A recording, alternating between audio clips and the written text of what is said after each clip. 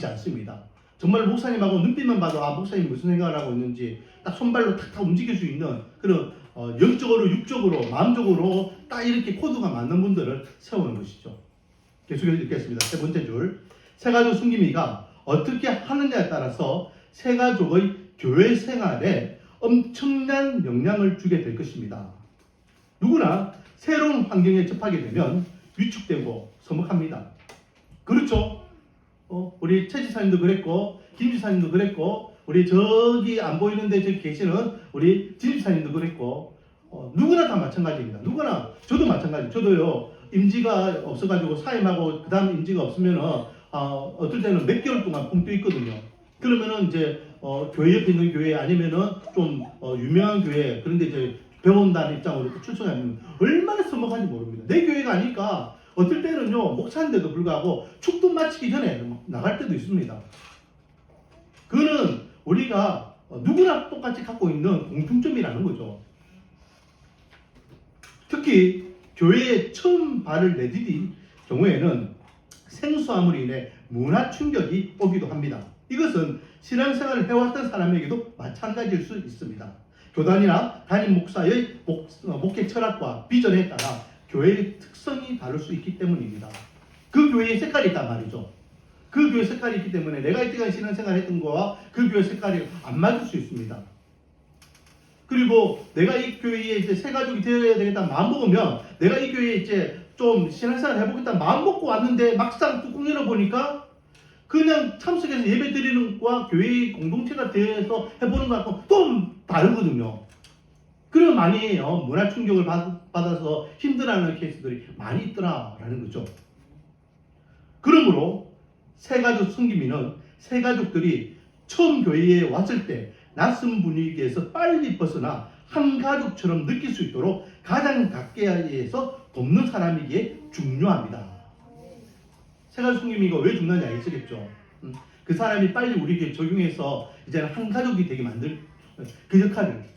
지금 우리 교회에 새가족 승기미반이 그 승기미로 활동하는 분이 안 계셔요. 그래서 누가 합니까? 제가 다 하고 있잖아요. 제가 해서 제가 주일날 또 주중에 또 이렇게 각 가정의 어떤 그 기념 경조사 뭐 이런 것들 다 챙기고 있습니다.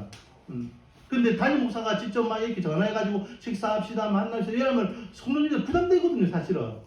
근데 이제 성도님들끼리 이제 이렇게 하면 자유롭게 이렇게 교제하고 밥 먹고 또 커피 마시고 또 서로 챙겨주고 이러면은 덜 부담되는데 아직까지는 우리 교회는 뭐 제가 할 수 있고 또 승기미로 이렇게 딱 이렇게 헌신하는 분들이 안 계시기 때문에 제가 지금 다 하고 있습니다.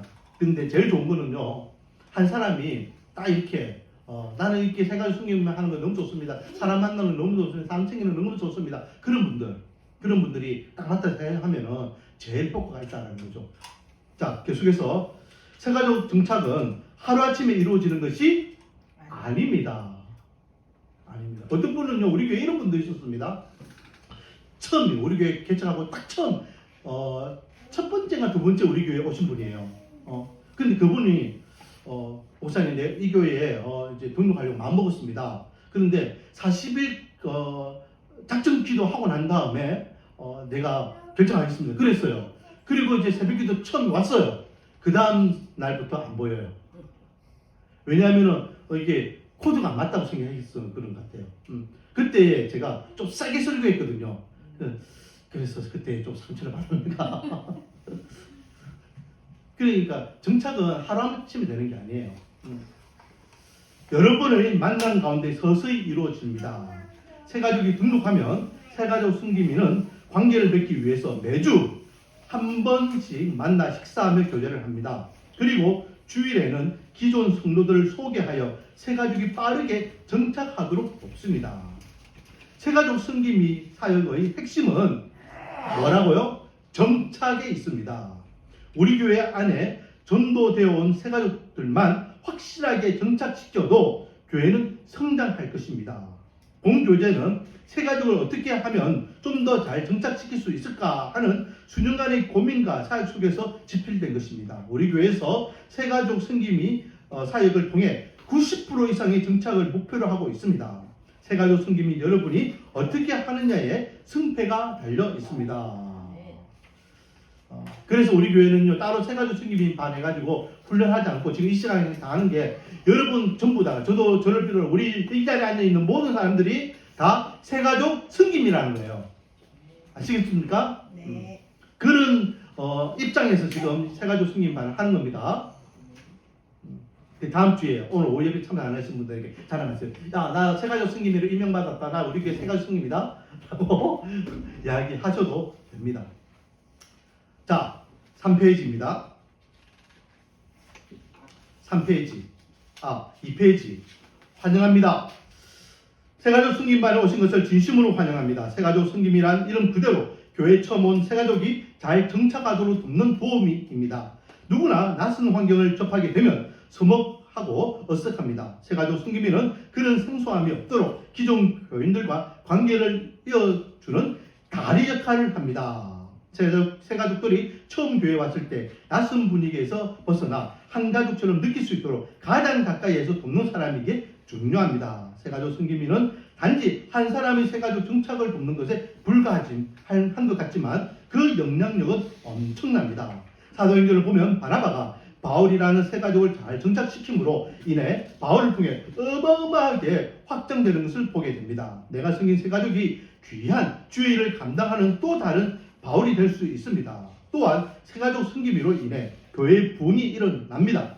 교회에 들어온 세가족을 잘 정착시키는 교회는 반드시 성장하기 때문입니다. 하나님이 주신 귀한 직분 세가족 승김이 그 축복의 자리에 오신 것을 다시 한번 환영합니다. 자, 영상 하나 보고 계속 말씀 나누도록 할게요.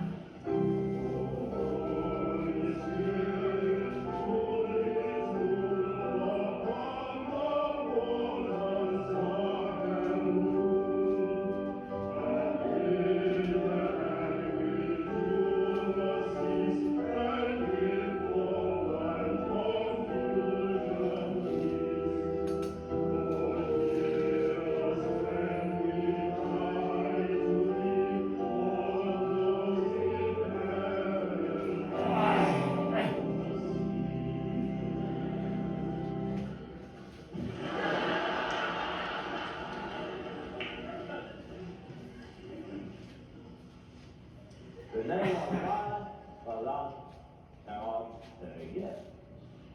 Amen. Kemudian,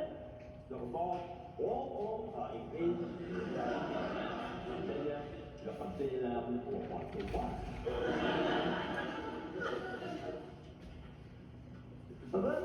sebenarnya selalu kita.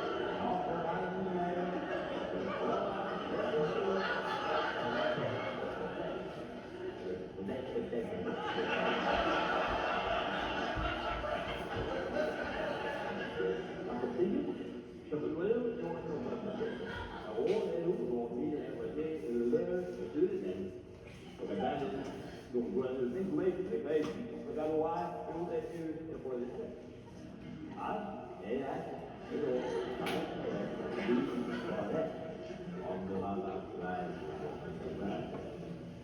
Hello thì ở đây rồi lại cũng một lớp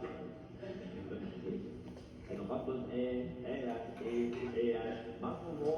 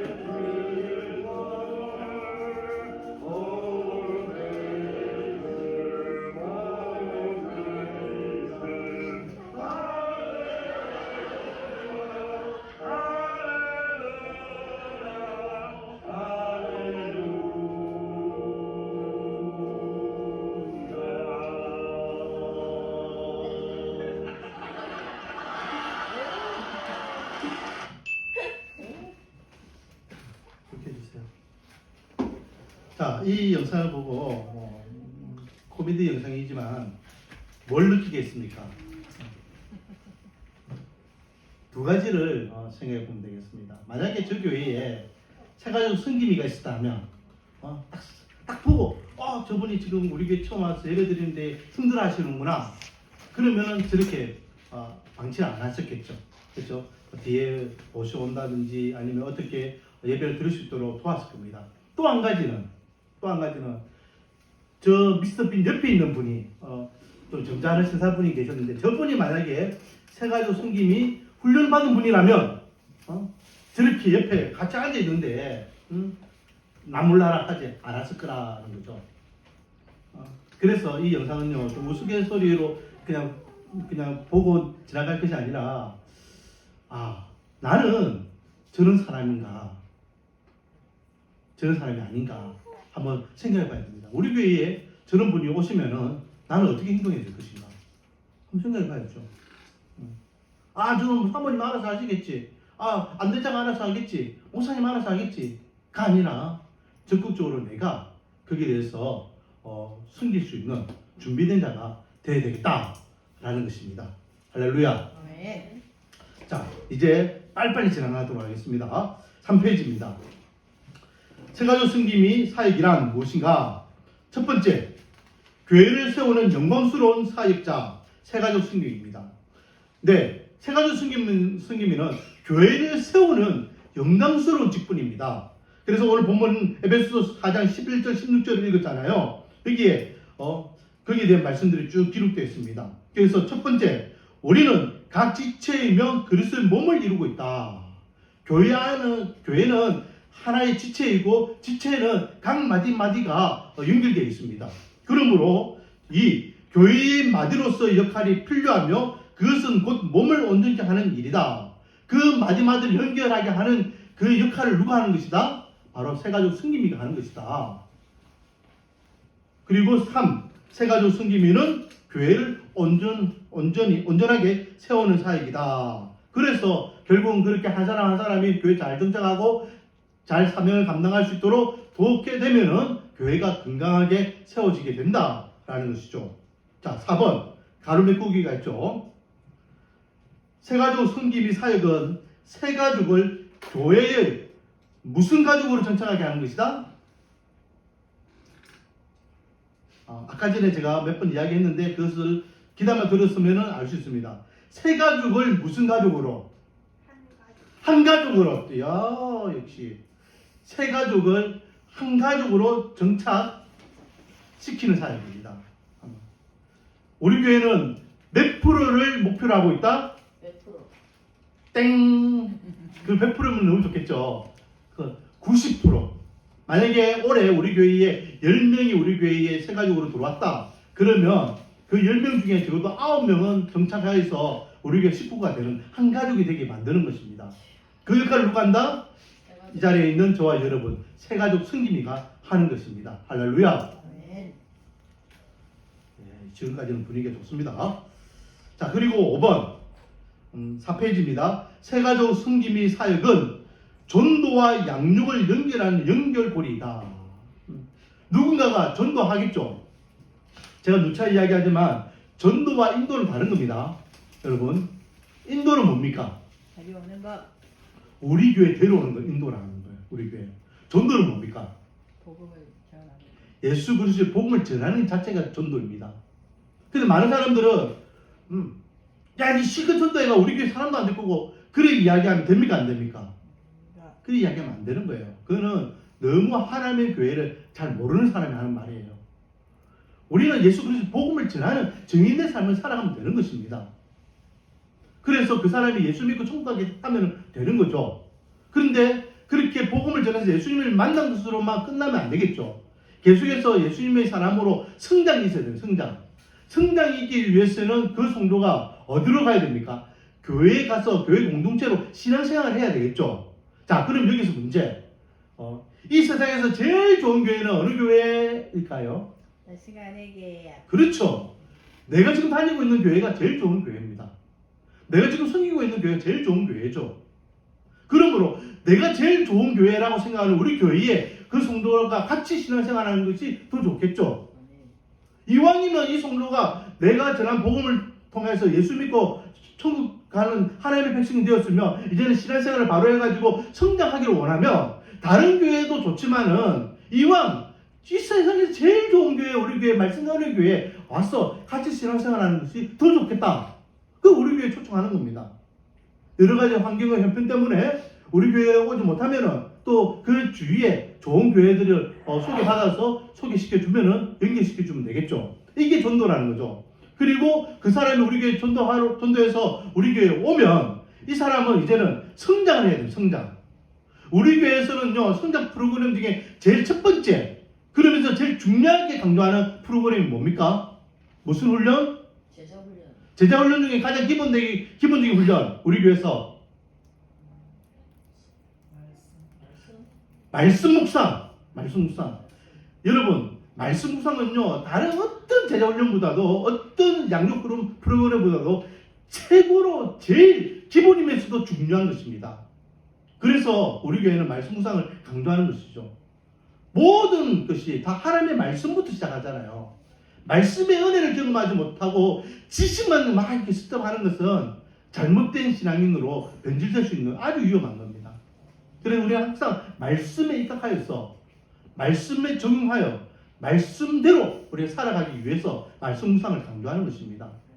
그래서 그 세 가족이 우리 교회에서 전도 받아서 양육하기 위해서 그 뒤에서 옆에서 보좌해주고 도와주는 역할을 세 가족 승기미가 하기 때문에 세 가족 승기미는 가장 영광스럽고 존귀한 그런 직분이다라는 것입니다. 두 번째, 세 가족 승기미 사역은 성장의 기회이다. 성장의 기회이다. 1. 나보다 영적으로 어린 자를 돕는 일이다. 여기서요, 영적으로 어린 자라고 하면은 뭐 신앙생활을 많이 하고 작게 하고 그리고 뭐 직분이 있고 없고 그걸 떠나서 생각해 보세요. 우리 교회에서 세 가족이 우리 교회에 새로 왔다. 그러면 그 사람은요, 모든 면에서 영적으로 나보다 어린 사람이죠.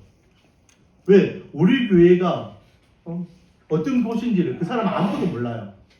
나는 1년 다녔고 10년 다녔고 그 사람은 이제 갓 일주일 다녔고 한 달 다녔고 차이가 안 나는 거예요. 그러므로 내가 섬기는 세 가족이 다른 교회에서는 신앙생활을 몇 년 했는지 다른 교회에서는 직분이 어떤 직분을 받았는지 관계없이 우리 교회에 와서 내가 돕는 자는 무조건 나보다 어린 자다 라고 생각하고 영적으로 어린 자라고 생각하고 내가 도와야 된다라는 것입니다. 군에 가면요, 여러분 20세 이상 되는 남자 청년이 군에 갑니다. 근데 군에 가면 여러분 뭐까지 다 가르치는지 아십니까? 화장실 가는 까지 다 가르쳐요. 화장실 가는 까지. 사회에서는요, 가장으로서 또 한 사회의 일원으로서 전부 다 할 수 있는 그 건장한 남자가요, 군에 가면은 숟가락 잡는 것까지 하나하나 다 가르친다니까요. 걷는 것까지 다 가르쳐요. 제시훈련까지. 그게 군에서 체질을 바꾸고 그 군의 군인으로서 그가 새롭게 모든 것들을 바꾸고 하는 그런 역할을 훈련소에 다 합니다. 마찬가지 우리 교회에 왔으면 우리 교회의 체질에 맞게 움직일 수 있도록 바뀔 수 있도록 돕는 역할을 세 가족 스님이가 하는 것입니다. 2번, 그렇게 섬기면 그 섬김을 통하여 무엇이 일어난다? 영적 성장이 일어난다. 영적 성장이. 3번, 세 가족 승리미는 세 가족이 무슨 가족? 한 가족이 되도록 돕는 이 아주 중요한 자이다. 그래서 세 가족 승리미 반을 하면요, 여러분 이제 3주 동안 저하고 하겠는데 계속해서 강조하는 게 세 가족 승리미는 세 가족을 한 가족으로 세 가족을 우리 교회에 정착시키는 것. 이 말을 계속해서 반복할 거예요. 반복한다는 것은 중요한 것이고 중요하다는 것은 우리가 그것을 잘 인지하고 인식해야 된다. 이 말이겠죠? 4번, 세 가족 섬기면은 한 발 앞서가는 무엇이다? 안내자이다. 안내자. 여러분, 우리 처음 왔을 때에 우리 교회 화장실이 있는지 아셨습니까? 누군가가 화장실 여기입니다. 이건 남자 화장실, 이건 여자 화장실. 우리 교회 밥은 이렇게 먹습니다. 우리 교회 예배는 이렇습니다. 이분은 어느 지사님입니다. 이분은 어느 지사님입니다. 이분은 어느 지사님입니다. 하나씩 누군가가 가르쳐 주잖아요. 그래서 세 가지 성기면은 새로운 분이 우리 교회는 한 층밖에 안 쓰기 때문에 그렇지만은 교회가 이제 커지고 또 이게 기관실이 많아지고 하면은 소개시켜줘야죠. 여기는 식당입니다. 여기는 화장실입니다. 여기는 어린이부 예배실입니다. 이 청소년 예배실입니다. 여기는 대예배실입니다. 뭐 우리 교회 모임은 예배가 있고 뭐 새벽기도가 있고 수요일 기도회가 있고 또 사랑방 모임이 있고 또 자녀훈련 일이 있습니다. 소개시켜줘야 돼요. 안내 역할을 하는 거예요. 그 역할을 누가 해준다? 세가족 성김이가 해줘야 된다. 자, 5페이지입니다. 자, 3번. 세가족 성김의 성경적 모델. 그렇다면 우리가 이 세가족 성김이라는 것을 하는데 이게 과연 성경적인가? 임의대로 만들어낸 것이냐? 한번 따져봐야 되겠죠. 그래서 성경적인 모델을 찾았는데 그 성경적인 모델이 누구입니까? 바나바라는. 그래서 다른 교회에서는요, 이 세가족 성김이를 바나바 사역이라고도 이야기합니다. 바나바 사역. 바나바 사역 들어보셨죠? 바나바가 사도 바울을 처음 바울이 이제 회심하고 교회 왔을 때에 교회 적응할 수 있도록 도왔잖아요. 그 역할을 우리가 하자라는 거죠. 자, 그럼 바나바는 어떤 인물입니까? 1번 위로의 사람이었습니다. 사도행전 4장 36절 말씀에 보면 구볼에서 난 레위족 사람이 있으니 이름은 요셉이라 사람들이 일컬어 바나바라 번역하면 위로의 아들이라 하니라고 되어 있습니다. 바나바는요 원래 이름이 아니에요. 바나바는 원래 자기 이름이 뭐라고요? 요셉이에요. 요셉. 그런데 우리는 바나바라고 이야기하죠. 바나바는 별명입니다. 별명. 바나바의 뜻이 뭐라고요? 위로자라는 뜻이에요. 위로자. 자, 이 바나바라는 뜻이요, 여러분 성경에는 없는데 오늘날 우리 교회의 직분에는 있는 게 뭐가 있습니까? 성경에는 없는 직분인데 오늘날 교회에 있는 직분. 네? 권사죠, 권사. 전도사도 이제 전도사라고 있잖아요, 그렇죠? 그 권사는 없습니다. 목사, 장로, 집사 이런 걸 다 있죠. 그런데 오늘날 우리 직분에 보면은 목사님들, 전도사님들, 또 뭐 강사님 중에 목회자니까 한번 묶어서 또 장로님도 계시고 안수지사님도 계시죠. 그런데 또 뭐가 있습니까? 권사님도 있어요. 권사. 그러면 이 권사님 어디서 나타난 직분이냐? 이거는 교회에 성경이 없는 건데 그냥 막 사람들이 만들어낸 거냐? 아니라는 겁니다. 이 권사라는 뜻이 권면자라는 뜻이에요. 권면자. 권면자. 이 권면자라는 뜻이 금방 읽었던 사도행전 4장 36절에 위로의 아들이라 라는 이 위로라는 똑같은 단어예요. 그 바나바는요 위로자라는 말이고 이 위로자는 오늘날로 이야기하면 권면자라는 말이에요. 그래서 이 말을요 제일 먼저 사용했던 사람이 누구냐면은 존 웨슬러예요. 존 웨슬러. 그래서 존 웨슬러가 이 말을 사용했는데 이 존 웨슬러가 교단을 만들었거든요. 그 교단이 뭐냐면 감리교입니다. 감리교. 감리교회는요 장로가 있습니까 없습니까? 없습니다. 원래는 감리교 그 직분에서는 장로가 없습니다. 장로가 없고 뭐가 있습니까? 권사가 있어요. 권사. 그래서 남자들도 권사였어요. 남자도. 그리고 우리는 남자는 장로, 여자는 권사 막 이렇게 나눠져 있잖아요. 감리교는 원래 장로가 없고 권사님들이 계세요. 남자도 권사님, 여자도 권사님. 이게 장로교로 치면 장로님과 똑같은 거예요.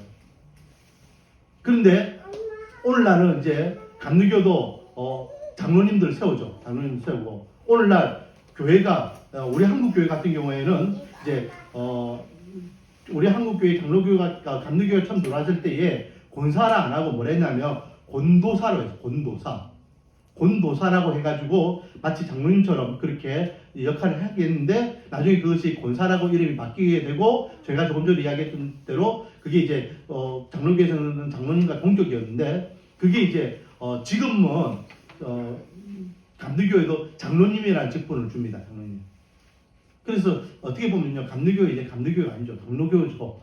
그 직분이 들어가는 바람에 이거는 어떤 행정적인 직분이기 때문에 사직적인 직분이 아니라 그리고 우리 이제 장로교나 또 다른 교단에서도 권사라는 직분을 데려와 가지고 목사님 옆에서 권변하는 사람 권면하는, 원래 장로는요 그 교회의 어른을 이야기하거든요. 그래서 제가 저번에 한번 설명했지만은 우리 교당 같은 경우는 대한예수교 장로회잖아요. 그럼 장로회라는 말은 교회의 최고 행정기관은 장로라는 거예요. 그렇죠? 그런데 사실은 교회 가면은 제일 그 대표적인 직분을 누가 갖고 있습니까? 장로가 갖고 있습니까? 목사가 갖고 있습니까? 목사잖아요. 그럼 대한예수교 목사예요. 왜 장로회라고 합니까? 제가 11시 예배 때는 가운을 입잖아요. 가운. 목사 가운이거든요. 왜? 목사가 목사로서 하나님의 말씀을 전하기 때문에 가운을 입어야죠. 근데 어떤 사람들은 자꾸 그걸 권위라고 이야기하면서 목사가 권위 생각하면서 가운 입는다, 가운 내려라, 가운 벗어야 된다 이 생각 이야기합니다. 권위라고 이야기하면 의사 가운들을 다 벗어야 돼요. 심지어는 법정에 있는 그 법관들도요 가운 다 벗어야 됩니다. 권위라고 이야기하면 하나님께서 맡기신 직분이기 때문에 그 직책을 감당하기 위해서 가운을 입는 거지 내가 목사의 권위를 내세우기 위해서 입는 게 아니라는 거죠. 자, 그러면 지금은 목사 가운이라 이야기하지만 엄밀히 이야기하면 목사님들도 장로라는 겁니다. 자, 그러면 교회에는 두 종류의 장로가 있습니다. 치리 장로가 있고 강도 장로가 있습니다. 자, 치리 장로는 누구일까요? 우리가 흔히 알고 있는 장로님들, 교회 행정적인 전반적인 것들을 다 이렇게 관리 감독하시는 장로님들이 치리 장로님. 그리고 강도 장로님은 누구일까요? 바로 목사입니다. 강도, 이게 말씀을 전하는 사명. 그것을 이제 그래서 어떻게 원래는 이게 가운이요 목사 가운이 아니고 장로 가운입니다. 사실은. 그런데 이제 요즘 구별해가지고 목사 가운이라고 표현하죠. 그 심지어는요 또 박사 학위 있는 목사님들은 설교하러 올라가는데 목사 가운 입지 않고 박사 가운 입고 올라가요. 그건 완전히 잘못된 겁니다.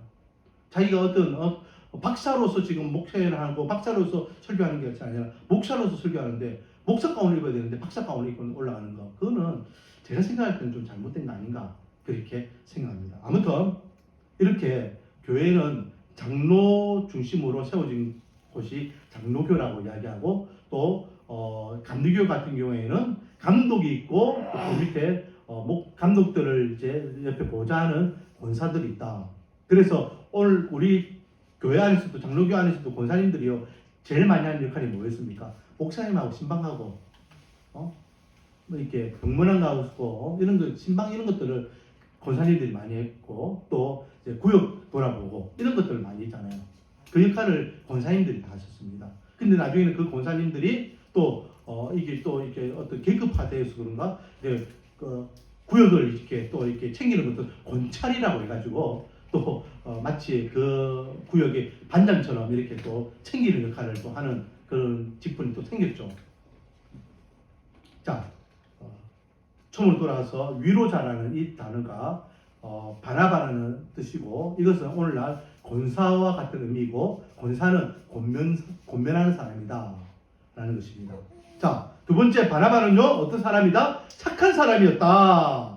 그리고 계속해서 세 번째 바나바는 어떤 사람이었다? 중재자였습니다. 중재자. 어떤 중재자입니까? 교회와 사도 바울을 연결해 주시는 중재자였고 또 이 바나바가 바울이 예수님을 잘 믿을 수 있도록 연결해 주는 중재자였습니다. 그 역할을 바나바가 했다라는 거죠. 그래서 사도행전 9장 27절 말씀에 보면 바나바가 데리고 사도들에게 갔어. 바나바가 누구를 데리고 갔다는 거예요? 사도 바울을 데리고 갔다는 거예요. 이때는 사도 바울이 아니겠죠. 사울이겠죠. 사울을 바나바가 데리고 사도들에게 갔어. 그 길에서 어떻게 주를 보았는지와 주께서 그에게 말씀하신 일과 다메섹에서 그가 어떻게 예수의 이름으로 담대히 말하였는지를 전하였다. 이 사람이 진짜 예수님을 만난 것과 예수님의 사람을 거듭난 것과 또 예수님의 사람을 복음 전하는 사람이 된 것을 사도들에게 또 초대교회 성도들에게 알려줬다라는 것입니다. 이 역할을 바나바가 했다라는 거죠. 자, 넘어가겠습니다. 6페이지. 또 바나바는 어떤 사람이었습니까? 긍정적인 사람이에요. 긍정적인 사람. 절대요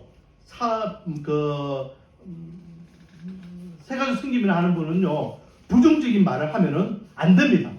절대 안 됩니다. 제가 오늘 아침에도 말씀드렸지만은 무엇을 보고 무엇을 듣냐 그 첫인상이 중요하거든요. 우리 교회 왔을 때에도 첫인상이 마찬가지. 그 꼭 보면 소개시켜 주는데 저분은 조금 멀리 해야 됩니다. 저분은 조금 가까이 안 하셔도 됩니다. 이런 소리 하는 분들이 계세요. 이런 소리예요. 그 부정적인 걸 하면 안 돼요. 저 목사님은 이게 좋고 저 목사님은 저게 좋은데 저 목사님은 조금 이게 그렇습니다. 이런 말 하면은 된다 안 된다? 안 되는 건 안 되는 거예요. 분명히 사람들은 약점이 있고 그 교회에도 부족한 것이 있고 사람마다 부족한 것이 다 있습니다. 있음에도 불구하고 좋은 거 긍정적인 걸 이야기해서 교회에 대해서 호감을 가지게 되고 성도들에 대해서 호감을 가지게 되고 이 교회에 내가 잘 정착해서 믿음상 신앙생활 하나님께 해야 되겠다 마음을 갖게 해야 되는데 이 교회도 뭐 내가 이 교회 마음 먹었는데 생각처럼 그런 교회가 아니네. 목사님이 저런 목사님도 있네. 불편한 마음을 가지고 결국은 교회에 대한 마음의 문을 닫게 만들면 안 된다는 거죠. 내가 말하는 그 말이 이 성도에게 우리 교회를 정착하게 하느냐 정착하지 못하게 하느냐 엄청난 그런 영향을 끼칠 수 있다는 겁니다. 자, 그래서 바나바가 데리고 사도들에게 갔어. 그가 길에서 어떻게 만났는지 사도 바울이 누군지 부정적으로 말할 수도 있고 그렇게 소개할 수도 있지만 긍정적으로 이 바울은 바나바는 바울을 지금 교회 성도들이 소개시켜 주고 있잖아요. 절대로 부정적인 표현을 하면 안 됩니다. 따라하겠습니다. 예수님 자랑, 예수님 자랑, 목사님 자랑, 목사님 자랑, 교회 자랑, 교회 자랑, 예수님 자랑, 예수님 자랑, 목사님 자랑, 목사님 자랑, 성도 자랑. 성도 자랑. 예, 입만 열면은 자랑거리가 나와야죠. 하다못해 자랑할 거리가 없으면 우리 교회는 밥이 맛있다. 밥이 맛있다. 자랑할 게 없어서 밥이 맛있다는 게 아니라 진짜 밥이 맛있어서 밥이 맛있다 하지만은 하다못해 그렇다는 거예요. 자랑할 것이 없으면은 그런 거 있잖아요. 발가락이 닮았네. 그런 소설이 있잖아요. 그런 것처럼 아무리 찾아봐도 이 새끼가 내 새끼인지 그 군발이 안 가는데 끝까지 이 새끼라고 하면 좀 그러나 이 아이가 내 아이라는 것을 인정하기 위해서 발가락이 닮았다. 야, 발가락 나랑 똑같잖아. 그래 내 아이 맞다. 하다못해 우리가 자랑할 거리가 없으면은 우리 목사님 그래 착하다. 그렇게도 이야기하면서 자랑하고 긍정적으로 이야기해야 됩니다. 할렐루야. 아멘. 자, 그리고 바나바는요 5번 행동하는 사람이었습니다. 행동. 여기 보세요. 사도행전 9장 27절 계속 보고 있는데 바나바가 데리고 사도들에게 갔어. 그리고 마지막에 말하였는지를 전하였다. 동사가 계속해서 나오죠. 동사는 행동했다는 겁니다. 바나바가 바울을 데리고 가고 사도들에게 가서 또 이렇게 또 가서 그리고 바나바가 바울이 누구인지를 전해주고 여기서 중요한 것은요 말만 하는 것이 아니에요. 말만 하는 것은 우리 몇 시에 만납시다. 우리 어떻게 합시다. 뭐 말만 하는데 아이고 내가 그날 무슨 일이 있어가지고 약속을 못 지켰네. 내가 그때 가지고 뭐 했네 말만 하면서 행동 따르지 못하는 사람은 안 되는 거예요. 그래서 바나바는요 은행일치가 중요하다. 은행일치가 제가 제일 싫어하는 사람이 누구냐면 말만 하는 사람이에요. 말을 엄청 쉽게 하는 사람들 많거든요. 운전하다 보면은 그냥 이렇게 하면 되지 저렇게 하면 되지 말 엄청 쉽게 해요. 근데 막상 운전하면은 그게 그렇게 방향이 안 돌아가요. 차가 크기 때문에 돌아갈 수 없어. 그런데도 그것도 모르고 이렇게 하면 되지 저렇게 하면 되지 이렇게 이야기하는 사람들이 있어요. 그러면은 안 되는 거죠. 우리 주위에 말만 하는 사람들이 많아요. 그러나 바나바 사역을 하는 사람들은 세가족 섬김이는 말을 하는 것이 아니라 말과 함께 행동할 줄 알아야 돼요. 이거는 어떻게 보면요 성도들이 그래야 돼요. 성도들이 저 사람은 말하면 반드시 행동하더라. 예수 믿는 사람은 말에 책임을 지더라. 말씀과 은혜의 교회 성도들은 신뢰를 한다. 그런 소리를 들어야 될 줄 믿습니다. 할렐루야. 자, 그리고 바나바는 어떤 사람이었냐? 그렇게 하니까 긍정적으로 행동하고 또 은행일치가 되고 또 위로자 되고 권면하고 이런 모습들이 있으니까 바나바가 어떤 사람이었을까요? 따라하겠습니다. 인정받는 사람이었다. 네, 바나바는요 인정받았습니다. 그 인정받는 게 바나바라는 별명까지 얻게 되잖아요. 세가족 승임이라 하는 사람은 인정받아야 됩니다. 목사님께 인정받고 교회 성도들에게 인정받고 또 그 세가족에게 인정받아야 됩니다. 아, 네, 저 성도님 때문에, 저 집사님 때문에 내가 우리 교회 진짜 잘했습니다. 어렵지 않았습니다. 너무 스멀스멀하고 있었겠는데 그래도 뭐 좀 이렇게 잘 적응할 수 있도록 너무 큰 도움이 되었습니다. 그런 이야기를 들어야 됩니다. 자, 그리고 바나바는요, 실패했지 동력하는 사람이었어요. 절대 교회 사역은 혼자 하는 게 아닙니다. 목사님 제가 알아서 할게요. 이거보다 무슨 말이 없어요. 교회 안에서는요, 함께라는 말이 있지 혼자 알아서 할게요는 없습니다. 팔이 알아서 내 알아서 팔 내 할게요. 목동이 너희들 알아서 해라. 그거는 팔이 아니에요. 머리부터 발끝까지 모든 지체가 함께 움직이는 것 같이 교회의 공동체는 함께 움직이는 겁니다. 그래서 바나바는 누구보다도 뛰어난 그런 영성이 있는 사람이었지만 철저하게 교회 공동체로서 함께 했습니다. 특히 나중에 안디옥교회 목회자로 이제 파송받아 갈 때에도 자기가 다 할 수 있음에도 불구하고 누구를 부릅니까? 그 다수에 쉬고 있는 사도 바울을 불러들이잖아요. 그래가지고 사도 바울과 함께 목회를 하게 되고 그리고 1년 후에 다시 하나님의 은혜 가운데 선교사로 파송을 받게 되는 것을 우리가 보게 됩니다. 거기에 대한 말씀이 사도행전 11장 25절 26절에 기록되어 있습니다. 자, 그리고 4번 세가족 승기비 사역으로 무엇을 배운다? 상호 책임을 배웁니다. 상호 책임. 자, 1번 가족은 서로 책임진다. 우리는요, 예수 그리스도 안에서 한 가족입니다. 할렐루야. 한 가족이기 때문에 우리가 서로 책임지는 거예요. 누구 한 사람 책임지는 게 아닙니다. 옆에 있는 교회입니다. 우리 교회 옆에 있는 교회인데요. 그렇다고 해서 고픈교회나 주동산교회 이야기하는 게 아닙니다. 저기 있는 교회. 근데 그 교회는 이런 일이 있었습니다. 목사님이요, 새로 부임했어요. 새로 부임해가지고 진짜 어려운 교회인데 새로 부임해가지고 어느 교회 정도 교회가 안정되었습니다. 그런데요, 문제는 안정되어가지고 한 100에서 200명 정도 모이는 교회가 되었었거든요. 그런데 그까지예요. 더 이상 교회가 어떤 성장이 없는 거예요. 그러니까 장로님들하고 안수집사님들이 모여가지고 상의를 한 겁니다. 우리 교회가 좀 더 성장할 수 있는데, 좀 더 성장할 수 있는데 왜 이렇게 정체되는지 모르겠다. 그리고 그 교회가 성장하지 못하는 책임을 누구에게 물었을까요? 목사님에게 물은 거예요. 그래가지고 공동회의가 목사님 쫓아내버렸잖아요. 저기 옆에 있는 교회. 아주 가까이 있는 교회입니다. 말이 안 되죠.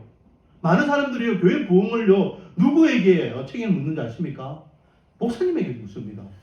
목사님 천병해가지고 목사님하고 사역하는데 이 목사님을 데려오면 우리 교회 크게 부흥할 줄 알았는데 그러지 못하면 목사님 아니 나가세요. 잘라버려요. 왜 교회 부흥을 목사님에게 책임있냐고. 그 장로님들 뭐 했고 그 사님 뭐 했고 그 지사님들 뭐 했습니까? 여러분 분명히 기억해야 돼서 교회의 전체적인 책임은 누가 묻느냐면 단임 목사는 책임집니다. 우리 교회 모든 전반적인 일들이 일어나면 다 누가 책임집니까? 제가 책임집니다. 하지만 모든 책임을 상호 지을 수 있도록 함께 하나님의 교회를 세워나간다. 그 마음을 가지고 교회를 섬겨드릴 줄 믿습니다. 그래서 성도 한 사람이 왔는데 이 성도가요 정착하지 못하고 또 떠났다. 그럼 그 성도가 정착하지 못한 책임을 누구한테 묻습니까? 목사님한테 물어야 됩니까? 아닙니다. 우리 모두가 다 책임이에요. 세가족 스님이 있는데 왜 그 세가족 스님이 똑바로 못해서 그렇죠? 아니라고요. 장로님이 계신데 장로님이 좀 신방하고 좀 하는데 왜 안 못했어요? 아니라고요. 그런 이야기하면 왜 당신은 못했냐고요. 모두가 다 책임이 있다는 거죠. 그래서 가족은 서로 책임을 전가하지 않습니다. 여러분 우리 가족들 마찬가지잖아요. 우리가 가족끼리 이렇게 생활할 때에 어떤 집에 문제가 생기면 서로 책임을 전가합니까? 아니잖아요. 문제가 발생하면 가족들이 한 마음 돼가 그 문제를 해결하려고 하지. 네가 잘했니 내가 못하니 서로 따지면서 그런 집안은 콩가루 집안. 근데 진짜 문제가 생기고 아버지가 문제 생기고 딸이 문제 생기면 그 문제를 어떻게든 같이 해결하려고 하는 것이 진짜 건강한 가족 아니겠습니까? 교회도 마찬가지라는 거죠.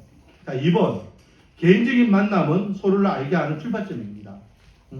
자, 제가 누차 이야기했지만은 한 성도가 우리 교회에 와서 정착하는데요. 이 성도가 우리 교회에 정착해서 교회를 떠나지 않기 위해서는 친구가 필요합니다. 친구. 몇 명이 있으면 그 성도가 교회를 떠나지 않는다라고 했습니까? 3명. 땡. 감사합니다. 4명. 땡. 감사합니다. 2명. 처음 듣는 같이 이렇게 오답을 계속 연발해 주니까 우리 최강 지사님들 위축이 안 되죠. 야, 저 사람들이 이미 배운 건 또 하는데 난 잘 모르는데 지사님 아무도 모릅니다 지금. 다 땡입니다. 자, 2명 나왔습니다. 땡. 3명 나왔습니다. 땡. 4명 나왔습니다. 땡. 전교인. 전교인 땡입니다. 우리 교회는 뭐 거기에 포함될 수 있겠지만 이건 통계상을 이야기합니다. 통계상. 통계상으로 한 사람이 그 교회에서 정착하는데 친구 몇 명만 있어요. 이 사람은요 교회를 떠나지 않는다라고 통계로 나와 있어요. 3명. 땡이라니까요. 자꾸만 웃지 마세요. 3명 아니라니까. 2명. 아니라니까요. 2명 땡, 3명 땡, 4명 땡. 7명. 15명. 7명. 6명에서 7명이 친구가 되면은 그 사람은 교회를 떠나지 않는다. 라고 보편적으로 통계가 나와 있어요. 이 친구라는 것은요, 그냥, 같은 연배의 친구가 아니라 같이 기도해주고, 같이 교제해주고, 같이 웃어주고, 같이 울어주고, 같이 한마음이 될 수 있는 그런 친구. 영적인 친구를 이야기하는 거죠. 그래서 이제 목사님 될 수 있고, 장로님 될 수 있고, 지사님 될 수도 있습니다. 그래서 집에 문제가 생기거나 어떤 신앙적인 문제가 생길 때 상담하고 서로 격려하고 기도 제목 나눌 수 있는 그런 친구. 그런 친구가 있으면 6, 7명이 있으면 그 성도는 교회를 떠나지 않는다. 아무리 교회가 힘든데도요. 끝까지 그 교회를 지키는 분들이 계셔요. 그 분들은 그렇게 함께하는 사람들이 있기 때문에 워낙에는 우리 교회도 이런 분들이 많아졌으면 좋겠습니다. 그럼 우리 교회는 지금 성도들이 작기 때문에 모두가 다 친구 되어야죠. 모두가 다 친구 되어야죠. 자, 3번 새가족이 정착하도록 돕는 것이 책임지는 것입니다. 그 성도가 정착할 수 돕는 것이 우리가 책임지는 거예요. 그리고 이 책임은 무엇을 필요로 한다? 헌신을 필요로 한다. 이 헌신은요, 시간적인 헌신, 물질의 헌신, 내가 갖고 있는 재능에 대한 헌신, 이런 것들 다 포함합니다. 내 시간 될 때에 한번 생각하고, 내가 좀 여유 있을 때에, 내가 뭐 할 수 있을 때가 아니라 그 생활 쪽을 위해서 전적으로 시간도 맞추고 물질도 드리고 또 내 재능도 헌신하는 것입니다. 내 위주가 아니라 생활적 위주로 우리가 헌신하는 거죠. 그게 필요하다. 마지막 5번입니다. 책임과 헌신이 개인, 셀은 우리 교회는요 사랑방입니다. 셀은 소그룹 모임을 이야기하죠. 사랑방이고 교회의 무엇을 가져온다? 성장을 가져온다. 책임과 헌신을 통해서 교회 성장이 이루어진다. 자, 10명이 들어왔는데 9명이 정착했습니다. 그러면 9명만큼 성장이 있겠죠. 10명이 들어왔는데 10명이 다 나갔다. 그러면 그 교회는 성장이 없는 겁니다. 제가 알고 있는 어느 교회는요 1년에 1000명이 들어와요. 세 가족이. 그런데 1년 동안 1000명이 나가요. 성장일까요? 성장일까요? 성장이 아니에요. 그게. 그런 교회도 있습니다. 우리 주위에 또 서울에 보면요 이름 있는 교회들 그런 교회도 많아요. 우리 부산에도 그런 교회도 많아요. 이름만 되면 여러분도 알만한 교회들이 많이 있잖아요. 근데 그 교회는요 해마다 보면은 똑같아요. 근데 등록 교인 수를 보면은 또 막 1000단위예요. 그만큼 나간다는 거겠죠. 전도하는 만큼 중요한 것은 정착이다라는 겁니다. 자, 정리하겠습니다. 이번 과의 가르침에서 새롭게 깨달은 것은 개인적으로 적용하여 실천하고자 하는 것을 기록하고 나눠봅시다라고 했는데 여러분 오늘 이 나눔을 통해서 뭘 깨닫게 됩니까? 다른 거 생각하지 마시고 내가 어떻게 섬기면은 천하보다 귀한 생명을 잘 정착하여서 우리 교회가 성장하지 이루어질까? 그게 대해서 우리가 생각했으면 좋겠습니다. 우리 전부 다 우리 교회는 개척교회니까 다 경험했잖아요. 처음 우리 교회 왔을 때에 그 어색함, 그때에 누군가 나를 도와주었더라면, 누군가 나를 섬겨주었더라면, 누군가 나를 좀 이렇게 잘 연결해 주었더라면, 그런 부족한 것들을 다 느끼잖아요. 그 역할을 누가 하면 됩니까? 내가 하면 된다는 거죠. 그래서 다른 성도가 또 우리 교회 왔을 때에 그 부족한 부분이 보이지 않도록, 느끼지지 않도록 우리가 도움이 된다라는 것입니다. 할렐루야. 기도드리겠습니다. 아버지 하나님,